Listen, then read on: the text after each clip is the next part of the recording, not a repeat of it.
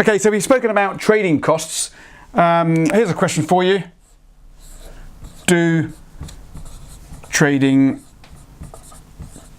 costs actually really matter? Well, I think the answer is yes and no. It really does depend on the style of trading that you're undertaking. Now, trading, like any other business, has its associated costs, and the associated costs with trading, as we know, are split between the spread, which is basically the difference between the buying price and the selling price. We spoke about that. That's the bid-ask spread.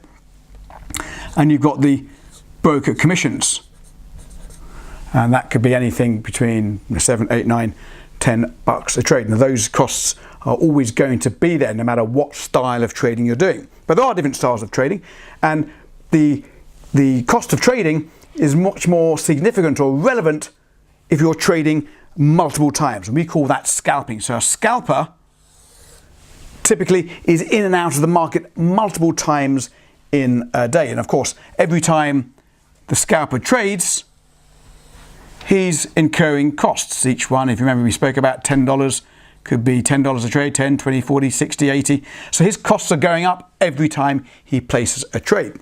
And of course, his aim as a trader is to make a profit, make a gain. So there's his costs, there's his profits, these are dollars, and of course, that's time.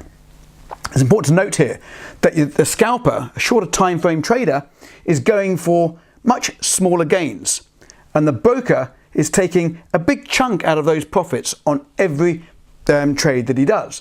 So the cost of doing business is much more significant with a scalper than it would be, for example, a swing trader. Now, a swing trader or an intraday trader basically still aims to make a profit, but his costs are less. Why are his costs less?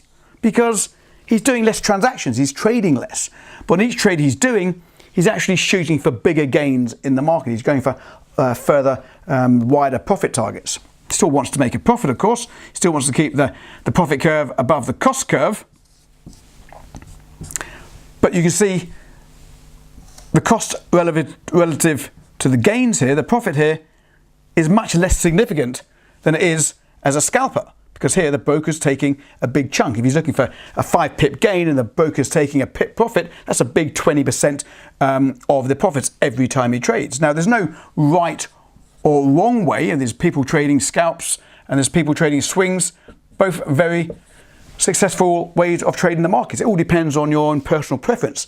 How much time you're going to allocate to the market. Are you able to spend 7 hours a day, or you only got a couple of hours in the evening, or even less in the evening? So there's no right or wrong way, but you need to be aware that the cost of doing business, the cost of trading, does matter more and more significant if you're trading multiple times, if you're scalping, than it is if you're swing trading. You've got to factor that into your preferences when you decide which way you want to trade the markets.